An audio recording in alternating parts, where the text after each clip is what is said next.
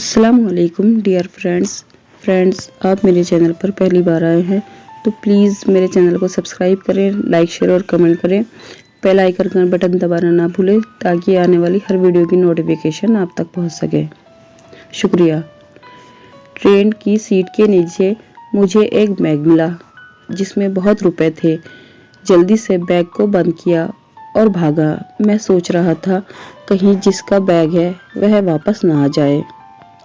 मैं आज बहुत खुश हूँ क्योंकि आज मेरी पहली सैलरी आई है। अपने छोटे से शहर से मैं यहाँ अपनी पढ़ाई पूरे करना आया था। पापा तो चाहते थे कि मैं अपनी पढ़ाई पर ही ध्यान दूँ, लेकिन मैंने घर की हालत देखी। पढ़ाई के साथ मैंने नौकरी भी की, घर का लोन भी है और पढ़ाई पूरी करने के बाद भी तो यही करना है। पार्ट टाइम एक जॉब ज्वाइन कर लिया जिसमें मुझे 12,000 रुपये मिल रहे थे। पहले महीने की सैलरी के लिए रक्षाबंधन मनाने मैं अपने घर के लिए रवाना हुआ। घर पर जाने से मुझे 6 घंटे लगते हैं।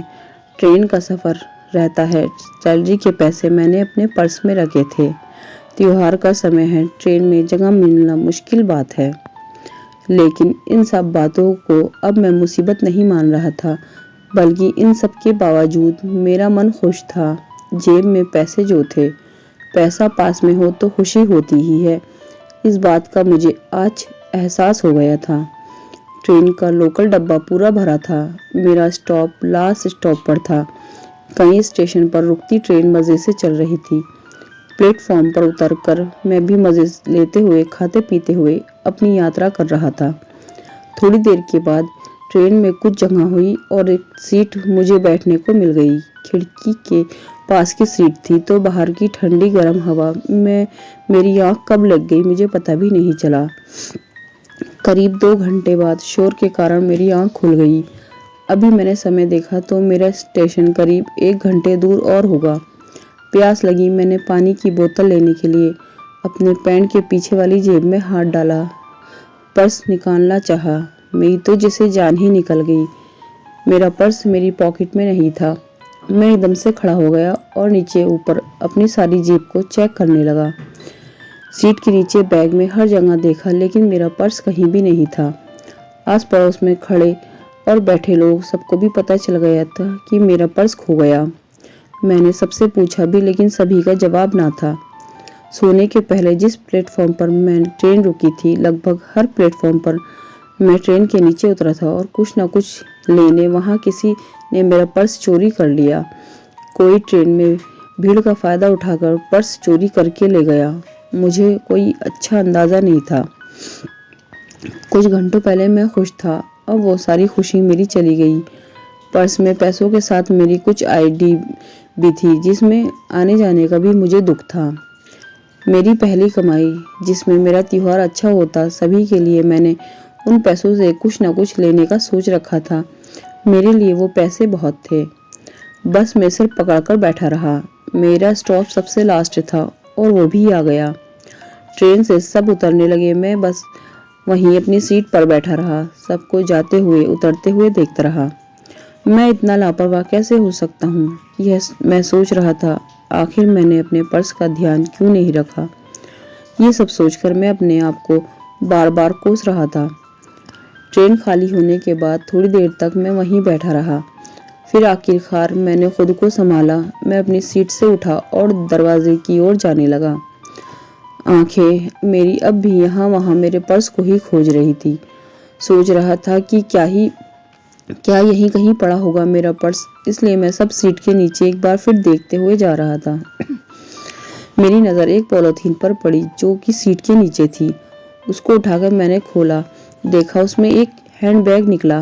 वजन से थोड़ा भारी था। खोलकर मैंने जल्दी से देखा। मेरी आंखें चमक उठी, उसमें कैश था। मैंने फटाफट वो बैग को वापस बंद किया और उस बैग को मैंने अपने बड़े बैग में डाल दिया। मैंने जैसे ठीक से देखा भी नहीं था कि कितने पैसे हैं उसमें। मैंने सिर्फ यही सोचा कि जल्दी से यहाँ से निकलूं। क्या पता किसका बैग छूट गया, कहीं वो वापस ना जाए। मैंने मन में यही सोचा कि शायद ये मेरे लिए ही छूटा है। भगवान चाहता ही कि मुझे मिले। इसमें इतना पैसा है कि मेरी और मेरे घर वालों की कुछ समस्या तो हल हो ही सकती है। अब मेरी खुशी का ठिकाना नहीं रहा। मैं अब पहले से भी ज्यादा खुश था। बस मैं जल्दी से प्लेटफॉर्म से निकला और ऑटो करके अपने घर आया। घर आकर पहले मैं सबसे मिला, फिर कुछ समय सबके साथ बात की, फिर अकेले में जाकर मैंने अपना बैग खोला और उसमें से वो बैग निकाला। मैंने उसमें पैसे निकाले। करीब 2 लाख रुपए उस बैग में थे। उसके अलावा एक पर्स मैंने खोलकर देखना चाहा, लेकिन इतने में ही कोई बाहर से आवाज लगाने लगा, जिस कारण मैंने फिर से उसे बंद कर दिया। रक्षाबंधन में मैंने अपनी बहनों को अच्छे से गिफ्ट दिया। साथ ही मैंने यह भी सोच लिया था कि मैं उन पैसों का मैं क्या करने वाला हूँ। इस बार मैं अपने घर पर कुछ नहीं कहा, सिर्फ मन ही मन मैंने प्लान बना लिया। पापा के एक लोन की किस्तें बाकी थी। मैंने उसमें से उन्हें बिना बताए 30,000 रुपये किस्त भर दी। बाकी के पैसों को भी मैं ऐसे ही इस्तेमाल करने वाला था। मैं बस 3 दिन की छुट्टी पर आया था। वापस जॉब पर पढ़ाई के लिए लौटने का समय हो गया था। मैं वापस ट्रेन में बैठ गया। इस बार मेरे बैग के साथ उसमें वो छोटा बैग भी था, जिसमें करीब 1,60,000 रुपए थे। एक बार मेरा पर्स चोरी होने के बाद अब मैं ज्यादा सतर्क हो गया हूँ।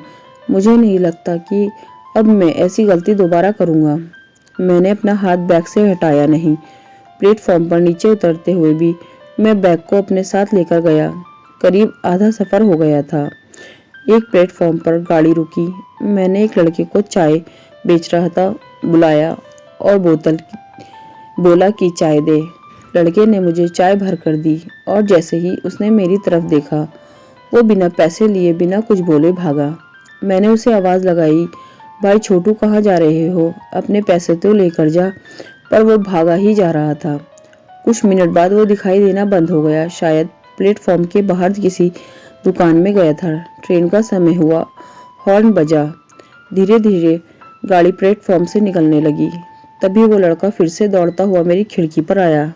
बोला, भाई अपना पर्स लो। उसने मेरे हाथ में मेरा पर्स दिया। वो वहीं रुक गया और ट्रेन ने धीरे धीरे स्पीड पकड़ ली। उसके चेहरे पर जो मुस्कान और संतोष था, वो मेरे कलेजे तक चला गया।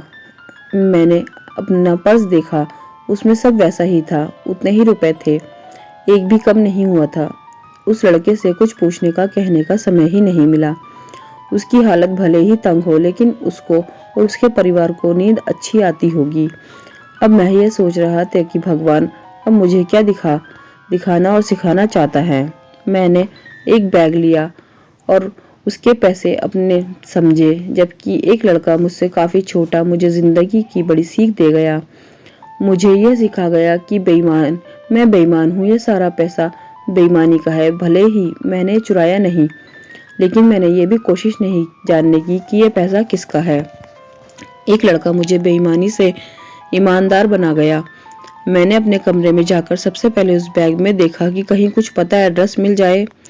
उसमें एक पर्स था जिसमें एक एड्रेस मुझे मिला। मैंने उस पते उस बैग को भेज दिया। साथ ही एक चिट्ठी भी लिखी, जिसमें मैंने लिखा कि इसमें जितने पैसे कम हैं मैं अपनी सैलरी से वापस कर दूंगा। इस नोट के साथ मैंने अपना नंबर भी छोड़ा। मुझे नहीं पता था कि उनके लिए पैसों के लिए वो मुझे माफ करेंगे या नहीं, लेकिन अब मैं हर बात के लिए तैयार था। मुझ में न जाने कैसे इतनी हिम्मत आ गई। कुछ दिनों में ही उनका फोन आया। बुजुर्ग थे। उन्होंने कहा कि उनके हाथ से यह पैसा ना जाने कहाँ रह गया था। किसने कब लिया उन्हें भी पता नहीं चला। उन्होंने मुझे बहुत दुआ और आशीर्वाद दी। कहा कि बचे पैसे वापस नहीं दूं तो भी चलेगा, लेकिन मुझे वो वापस देना है। पैसा और बैग मिलने की खुशी इस शांति के आगे कुछ भी नहीं थी। यह कुछ अलग ही था। उस लड़के ने मेरी जिंदगी बदल दी। भगवान मुझे ये सिखा देना चाहता था। फ्रेंड्स, आपको मेरी कहानी पसंद आई है तो मेरे चैनल को सब्सक्राइब करें, लाइक, शेयर और कमेंट करें। शुक्रिया। अल्लाह हाफिज।